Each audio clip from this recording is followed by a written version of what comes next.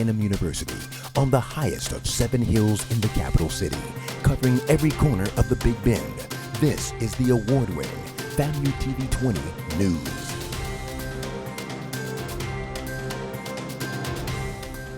Good evening and welcome to News 20. I'm Kalisha Moore. And I'm Ariane Daly. Let's start off with our top stories for the day.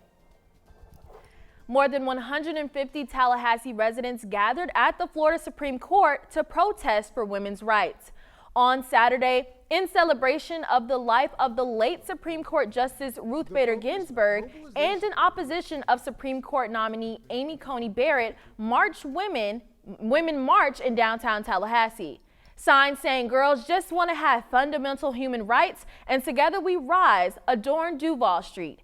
Activists say that they just want a chance to have their voices heard. Parents of a Leon County student are filing a lawsuit against the school board after their 5th grade child is allegedly suffering permanent injuries from a golf cart incident. The family is seeking damages in excess of $30,000. According to court documents, the child was run over twice by a golf cart driven by a district employee. The employee also failed to call 911 or the school nurse after the incident.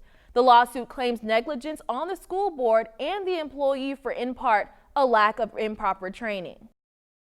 FAMU Center for Access and Student Success building will be the new one-stop shop for students. This building has been under construction since last spring. Our multimedia journalist Kaladria Callens gives us details on when faculty and students will have access to this building.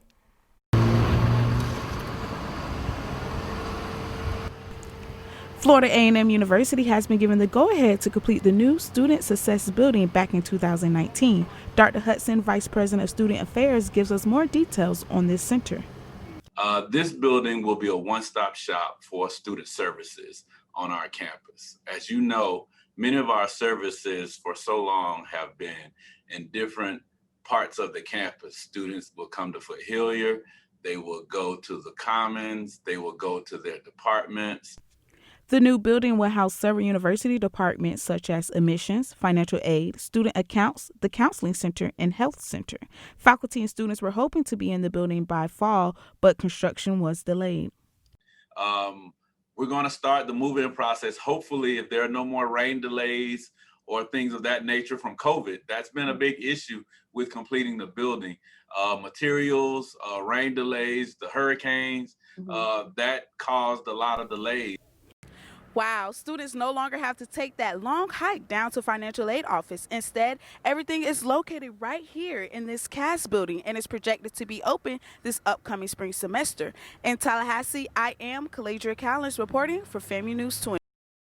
For more information, you can visit FAMUforwardnews.com. We previously reported about Florida State University students needing a negative COVID-19 test before attending athletic events. According to FSU Athletics, students no longer need that negative test. This comes 2 weeks after Florida Governor Ron DeSantis publicly criticized FSU President John Thrasher on his plan to suspend students for testing positive for COVID-19 but not isolating themselves. Now we have Adalia Thomas live in the newsroom with some information on the start of early voting. Adalia? Early voting starts today in Florida and thousands have gathered at the polls. Registered voters can show up at any voting location within their county. CDC guidelines are being enforced at each voting location. Early voting will run from October 19th to November 1st. County officials have taken extensive measures to ensure that voting centers have enhanced hygiene and cleaning protocols to keep voters safe during the pandemic. You may scroll on social media for a laugh, but your scrolling may run into a political campaign ad. Find out how social media sites are participating in this year's elections with multimedia journalist Diamond Cannon. The fate of this upcoming presidential election could possibly be at the touch of your cellular device. Many social media platforms have released new policies on how to stem the spread of the election, voting disinformation, and the importance of voting. MELBA PEARSON, the Director of Policy and Programs at Florida International University, gives us her insight. I think that it's positive from the standpoint that college students are able to get the information they need much more readily and very handily. Voters, such as community members and college students, use these social sites for political conversation. The use of social media also affects and determines the political participation and voting turnouts. Social media sites such as Instagram have added new features to ensure that voters are taking advantage of this upcoming presidential election. All you have to do is log on to your Instagram account, click the voting information center, and scroll to find a nearby precinct. In Tallahassee, I'm Diamond Cannon for FAMU News 20. Early voting in Florida starts today through November 1st.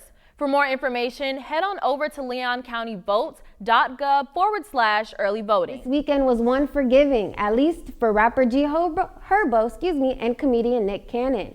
This weekend, the pair got together in Chicago to accept the Feed Your City Challenge. The purpose of the challenge is to give relief to underprivileged families by providing them with fresh food. G Herbo is a native of Chicago, but Cannon is not, and says he just wants to help those less fortunate. Today we are having clear skies. The sun is out. We're at a high of 87 with a low of 69. It's pretty much the same for Tuesday. Wednesday, it is switching up a little bit. It's going to be partly cloudy.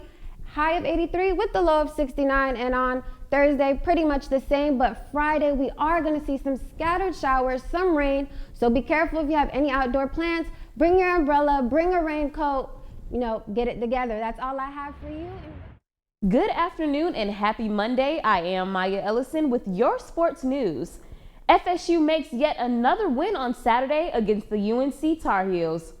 The game began with FSU making a false start but still remaining up with a score of 24-0 in the second quarter. Florida State finalized the score being up by 3 at 31, while North Carolina left with 28.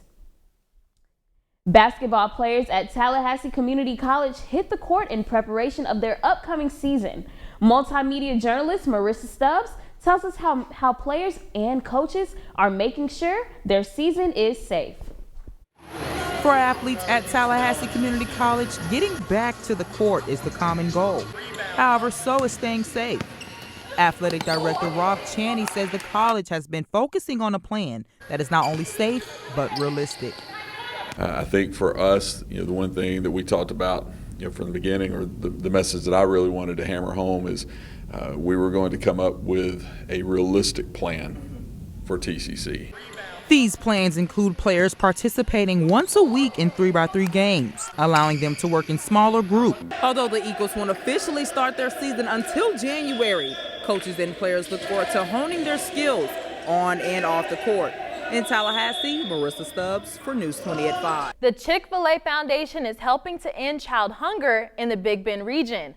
The foundation has awarded $25,000 to the Second Harvest Food Bank. Because of the COVID-19 pandemic, food insecurity in Leon County has increased by 56% during the past 7 months. The funds will aid Second Harvest in supporting the food bank's child nutrition programs. To learn more about Second Harvest, volunteer at the food bank, or make a food or monetary donation, visit fightinghunger.org.